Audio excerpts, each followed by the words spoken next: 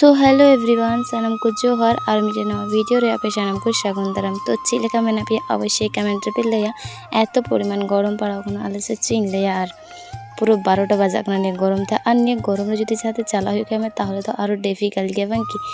तो नते इन सेतावेला बेदी काते पूरा रेडी ने कि इन चला मी तो इन सापड़ा को उड़ा खनि उंडुंगेना और एत परिमाण गरम ये कांते बांग पूरा आस्कित गिंग के जे चला इन से बन चला तो बाध्यता मुलुक तहे कना तो चला गे हुईना।